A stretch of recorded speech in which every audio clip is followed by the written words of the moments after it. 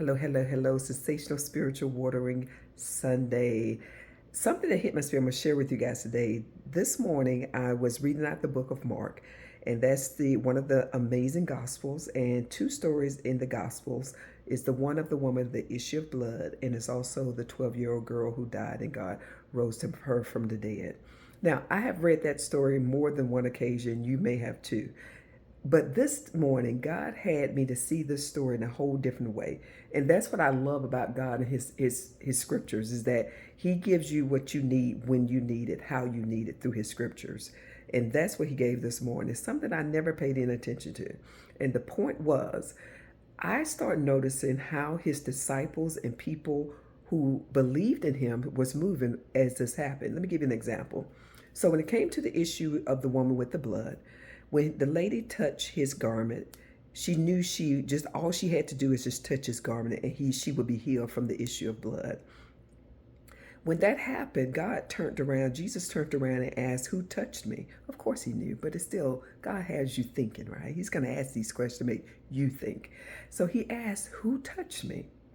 And his disciples kept on saying, how can we possibly know? It's crowded with people. But Jesus was still focused on about who touched him. And in that, the lady finally came forth and said, "It was me who touched you, Jesus." Now, that story I heard it many times before, but this time it made me realize is that despite people around you who may say they love you, may say they got your back and all these things, sometimes they don't get it.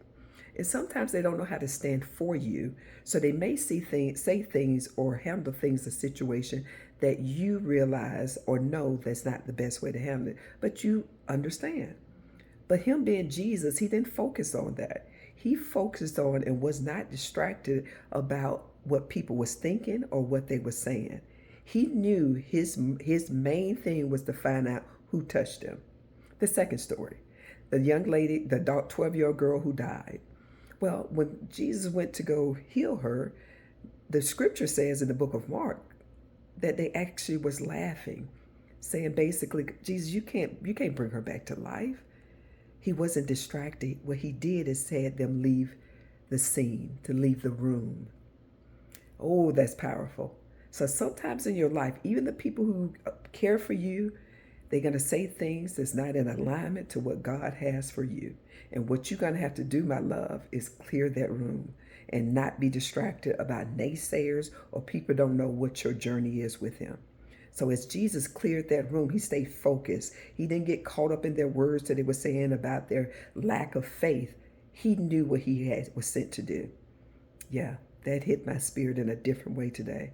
I hope that helped you. I hope that hit your spirit too. So don't get distracted by naysayers. Stay focused on what you know, what you need to do. And it's going to be people who love you, but they don't quite get it. And it's okay. Just keep walking, keep doing what you need to do. I'll leave you guys with that. And God bless. Bye-bye.